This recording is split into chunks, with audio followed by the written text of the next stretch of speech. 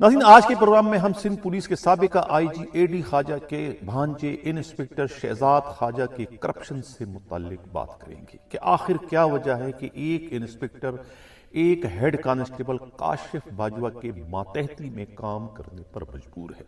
और ये काशिफ बाजवा कौन है जो हेड कांस्टेबल होने के बावजूद इंचार्ज बने हुए हैं इन्वेस्टिगेशन सेल के, और इस वक्त हैदराबाद के डिफेक्टिव एसएसपी का किरदार अदा कर रहे हैं। इस पर आज के प्रोग्राम में हम डिटेल से बात करेंगे। प्रोग्राम के अगले हिस्से में हम बात करेंगे एक इंस्पेक्टर एलन खान अब्बासी पर, जो कि पहले डिसमिस फ्रॉम सर्विस कर दिए गए थे खुद गुटखा छालिया की स्मगलिंग के जुर्म में, लेकिन अब बहाल होने के बाद एक्साइज में डिपुटेशन पर भिजवा दिए गए थे। अब वहां से उनकी वापसी सिंध पुलिस, कराची पुलिस में दोबारा से कर दी गई है।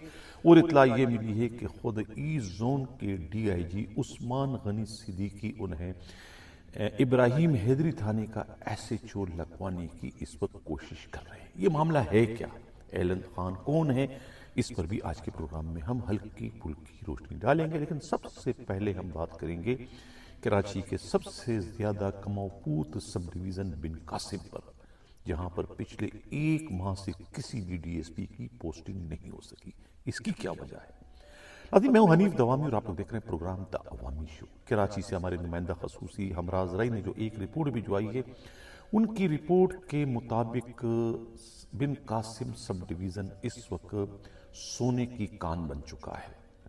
अरबों रुपए का जो है खुद लोहा जो है, सरिया लोहा स्टील जो है वो इस वक्त स्टील मिल में जो है वो मौजूद है, और उसकी चोरी कोई और नहीं खुद स्टील मिल के बाज मुलाजमीन के साथ जो है बिन कासिम पुलिस जो है वो करवा रही है। रोज की बुनियाद पर जो है वो करोड़ रुपए मालियत का लोहा वहां से चोरी करवाया जा रहा है।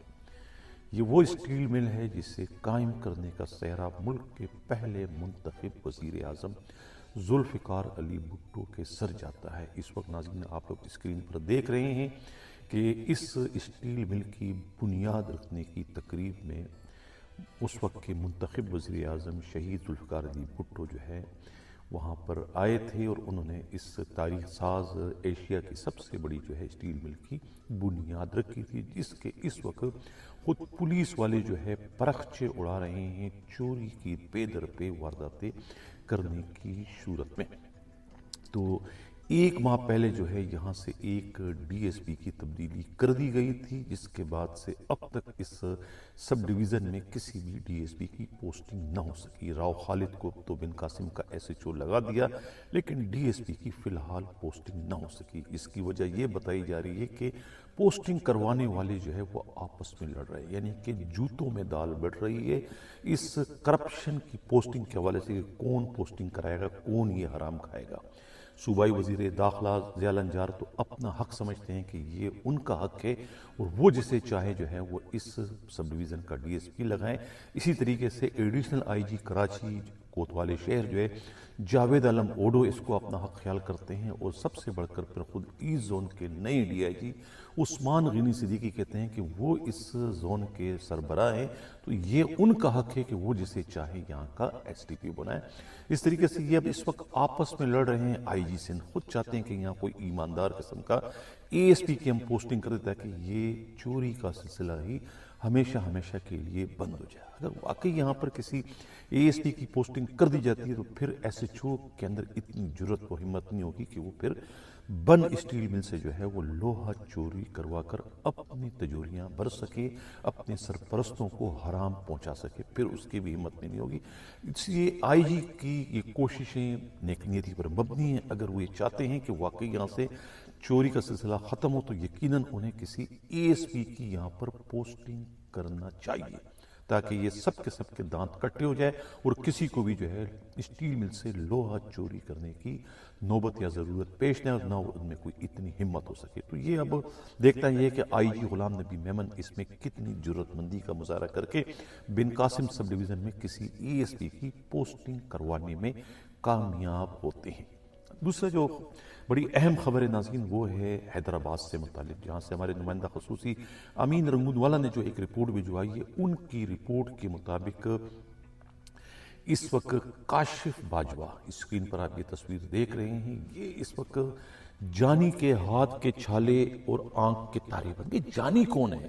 ناظرین، جانی جو ہے وہ خود سندھ کے صوبائی وزیر داخلہ ضیاء النجار کے بھانجے بتائے جاتے ہیں، یعنی کہ S S P Hyderabad doctor Farrukh Lanjar کا تقیہ کلام، یا جن کے نک نیم جو ہے وہ جانی ہے۔ کوئی مرد ہو یا کوئی خاتون ہو یا کوئی تیسری جنس سے، وہ ہر ایک کو جو ہے وہ جانی جانی جانی جانی کے پکارتے ہیں۔ جو انہیں زیادہ مال دیتا ہے اسے ڈبل جانی کا بھی نام دیتے، بلکہ راجہ جانی بھی انہیں کہہ دیتے ہیں۔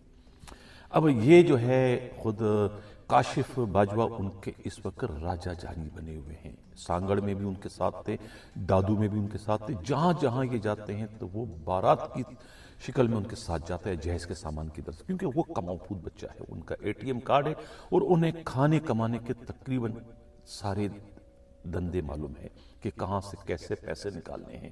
یہی وجہ ہے کہ اب اس وقت وہ حیدرآباد کے ڈیفیکٹو ایس ایس پی کا رول پلے کر رہے ہیں۔ انہیں جو ہے وہ انچارج انویسٹیگیشن سیل حیدرآباد بنا دیا گیا ہے، ایک ہیڈ کانسٹیبل کو۔ اور انتہائی افسوس کی بات یہ کہ ان کے انڈر میں جو ہے سندھ پولیس کے سب سے زیادہ متنازع، سب سے زیادہ اصول پرست، سب سے زیادہ دلیر، سندھ حکومت کی آنکھوں میں آنکھیں ڈالنے والے، بلکہ سندھ حکومت کو اپنی انگلیوں پر نچوانے والے، خاص طور سے چینی والے بابا کو ان کی اوقات یاد دلانے والے جو تھے اے ڈی خواجہ، ان کے بھانجے انسپکٹر شہزاد خواجہ کو جو ہے انہوں نے اپنے رنگ میں رنگ لیا۔ دوسرے معنوں میں انہیں اپنے کرپشن میں شامل کر لیا۔ وہ انسپکٹر ہیں، انہیں جو ہے اس انویسٹیگیشن سیل میں ان کی پوسٹنگ کر دی گئی، جس کا انچارج ہیڈ کانسٹیبل ہے۔ افسوس کی بات ہے کہ ایک ہیڈ کانسٹیبل کے انڈر میں ایک انسپکٹر جو ہے وہ بھی اے ڈی خواجہ کا بھانجا، وہ ان کے انڈر میں کام کر رہا ہے۔ اب یہ کام کیا کر رہے ہیں یہاں پر انویسٹیگیشن میں؟ کیا انہوں نے کوئی بہت اہم تفتیشیں کرنی ہیں؟ انہوں نے کوئی چالان کرنے ہیں؟ کیا کرنا ہے؟ انہوں نے اہم ترین تفتیشیں ہوں یا کوئی بھی تفتیش ہوں، ان کا بیڑا غرق کرنا ہے، دکانداری شروع کر دی ہے۔ یعنی تفتیشی افسران جو ہے بڑی محنت سے جو ہے ملزموں کے چالان مکمل کر کے ان کے پاس جمع کراتی کہ یہ چالان کورٹ میں جمع ہو جائے کہ کیس آگے چلے۔ یہ ان مقدموں میں جو ملوث ملزمان ہوتے ہیں ان سے ٹیلی فون پہ رابطہ کرتے ہیں، وہ کہتے ہیں کہ بھئی تمہاری موت کا سامان جو ہے وہ کورٹ کے حوالے ہونے جا رہا ہے، آ کے معاملات طے کرو۔ دکانداری ہوتی ہے، وہ آ کے معاملات طے کرتے ہیں، 5 10 15 20 25 جو جتنے میں کٹ جائے۔ کٹنے کے بعد پھر ان کے وہی مقدمات جس کے چالان جو ہے وہ آئی او سبمٹ کر چکے ہوتے ہیں، ان سے کہتے ہیں کہ بھئی یہ اس کو آپ ترمیم کریں اور اس میں جو ہے وہ آپ اس کو سی کلاس کر دیں، یعنی اس کیس کو ہی سرے سے آپ کینسل کر دیں۔ یہ دندہ جو ہے اس کاشف باجوہ نے شروع کر دیا ہے، اور اس دندے میں جو ہے کاندھا کس کا استعمال ہو رہا ہے؟ کیونکہ ہیڈ کانسٹیبل تو انٹائٹل نہیں ہے یہ سب کچھ کرنے کے۔ یہ سارا کام جو ہے کہ یہ کیس واپس کرو، یہ سی کلاس کرو، یہ کرو، اس کے لیے جو ہے پھر اس انسپکٹر شہزاد خواجہ کی خدمات حاصل کی گئی، جو کہ اے ڈی خواجہ کے سگے بھانجے بتائے جاتے ہیں۔ انہیں بھی نہیں معلوم ہے کہ انہیں کس طریقے سے بے دردی کے ساتھ جو ہے ان کا کاندھا استعمال کیا جا رہا ہے، لیکن کہتے ہیں کہ انہیں اس کاندھا استعمال کرنے کا معاوضہ جو ہے وہ رشوت کی شکل میں دیا جا رہا ہے۔ یہ کہنا ہے خود پولیس کے انتہائی قابل اعتماد ذرائع کا۔ تو یہ تھے اے ڈی خواجہ کے بھانجے۔ اب اس کاشف باجوہ نے تو انی مچائی ہوئی ہے، ہیڈ موروں کو بلاتے ہیں، بھائی تم کس خوشی میں بلاتے ہو، میٹنگ کے لیے بلاتے ہو، ان کو تڑیاں دیتے ہو، ان کو ڈسمس کرنے کی دھمکیاں دیتے ہو، پھر ان سے جو ہے وہ آپ پیسے لے رہے ہو۔ یعنی کہ فل فلیش وہ اس وقت حیدرآباد کے ایس ایس پی کا رول پلے کر رہے ہیں۔ حالانکہ ایس ایس پی حیدرآباد تو معلوم ہے، لیکن کون اس سے روکے، کون اس سے ٹوکے؟ جنہوں نے اے ڈی خواجہ کے بھانجے کو اپنے انڈر میں کر دیا تو ظاہر ہے کہ پھر ان کا روب اور دبدبہ جو ہے وہ آسمان کو شوٹ نہیں کرے گا تو کہاں جائے گا؟ خود حیرت کی بات ہے کہ حیدرآباد کے اتنے با اثر ترین ڈی آئی جی جو ہے طارق رزاق داریجو بھی سب کچھ اپنی کھلی آنکھوں سے دیکھ رہے ہیں، اور انہوں نے بھی مجرمانہ خاموشی کہتے ہیں کہ اختیار کر رکھی ہے۔ یہ تو تھا ناظرین حیدرآباد میں لوٹ کسوٹ کا بازار جس طرح گرم ہے، اس کی ایک جھلک ہم نے آپ کے سامنے پیش کر دی۔ ہم بات کرتے ہیں جو پروگرام کا ہمارا اگلا حصہ ہے، وہ ہے اعلن خان عباسی پر۔ یہ ایسٹ زون کے جو نئے ڈی آئی جی ہے عثمان غنی صدیقی کے ان آنکھوں کے تارے ہیں، ان ہاتھوں کے چالے ہیں۔ انہیں بھی وہی ماتحت پسند ہے جس میں گڑ زیادہ ہو، گڑ بنانے کی مشین ہو، ATM کارڈ ہو، وہ اسے جو ہے سینے سے لگا کے رکھتے ہیں۔ جب DG ایکسائز تھے اس وقت یہ ایلن خان عباسی کماؤ پوت تھے، یہ کما کے دیا کرتے تھے۔ انہیں معلوم ہے کہ کون سا منشیات اسمگلر کہاں پر ہے، انہیں پتہ ہے کہ کون سی گٹکا فیکٹری کہاں ہے، کون سا کیا، یعنی کہاں سے کما سکتے ہیں یہ سب پتہ، اور یہ اس وقت DG کو کما کے دیا کرتے تھے۔ جب انہیں پتہ چلا، معلوم ہو کہ DG صاحب جو ہے وہ چلے گئے ہیں ایسٹ زون کے DIG، تو انہوں نے پھر ٹیلی فونک رابطہ کیا کہ مجھے بھی کچھ موقع دیا جائے، میں آپ کی اور بھی زیادہ خدمت کر سکتا ہوں کہ اگر مجھے آپ کسی تھانے کا ایسے چھوڑ لگا دیں تو۔ اب اس کے بارے میں ذرا سا یہ بتاتا چلوں کہ یہ بہت ہی بڑے کاریگر ہیں۔ اب دو تصویریں آپ دیکھیں ان کی، ایک تصویر کچھ اور روپ ہے، دوسری تصویر میں کچھ اور روپ ہے۔ اسی سے آپ اندازہ لگا سکتے ہیں کہ کتنے بڑے یہ فنکار ہیں۔ یہ ڈسمس فرام سروس کیے جا چکے ہیں کلیم ملک کے ہاتھوں، جب وہ مٹیاری کے SSP تھے، اور یہ موصوف اس وقت اسپیشل برانچ کے انسپکٹر تھے۔ ان کا ایک پرائیویٹ ڈرائیور تھا یا گنمین تھا، احمد سولنگی۔ وہ جو ہے 40 سے بھری گاڑیاں جو ہے وہ پاس کروایا کرتا تھا، یہ کہہ کر کہ یہ DIG اسپیشل برانچ ذوالفقار لاڑق کی گاڑیاں ہیں۔ ایک گاڑی جو ہے وہ پکڑ لی تھی خود مٹیاری کے SSP ملک نے پکڑ لی تھی۔ اس کے بعد جو ہے پھر اس کی باقاعدہ اس کو تو گرفتار کر لیا تھا کہ اس کو احمد سولنگی کو، لیکن ان کے متعلق جو ہے وہ انہوں نے لمبی چوڑی رپورٹ جو ہے ملک کلیم نے بھجوا دی تھی۔ اس رپورٹ کے نتیجے میں جو ہے یہ ایلن خان عباسی جو ہے یہ ڈسمس فرام سروس کر دیے گئے تھے۔ بعد میں IG نے تو انہیں بحال نہیں کیا، لیکن انہوں نے پھر دوسرا چور راستہ اختیار کر کے ہوم سیکرٹری کے ذریعے خود کو بحال کروا دیا۔ بحال ہوتے ہی جو ہے سیاسی پناہ لیتے ہوئے جو ہے یہ پھر ان کے چرنوں میں چلے گئے، اپنے سابقہ بوس یعنی کہ عثمان غنی صدیقی، کیونکہ ان کے ساتھ یہ پہلے میرپور خاص اور سانگڑ میں بھی رہ چکے ہیں، جہاں جاتی یہ ان کے ساتھ تھے، کہیں DIB انچارج، کہیں ZIB انچارج، تو کہیں جو ہے یہ سرکل انچارج، یعنی کماؤ پوت پوسٹیں انہیں وہ دیتے رہے تھے۔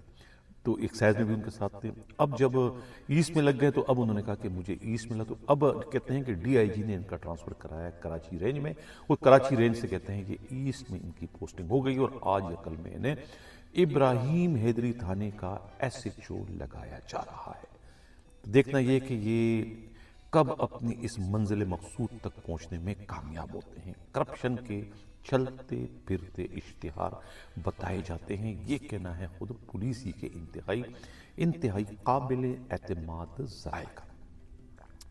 اب آخر میں ایک دھماکہ کرتا چلوں، کہتے ہیں کہ سیکرٹری اسٹیٹ پچھلے دنوں کراچی آئے تھے، میمن گوڈ میں واقع فارم میں ان کی جو ہے ملاقات ہوئی اپنے بانجے حیدرآباد کے DIG طارق رضا داریجو سے، کوئی میٹنگ شیٹنگ ان دونوں میں ہوئی ہے۔ کہا یہ جا رہا ہے کہ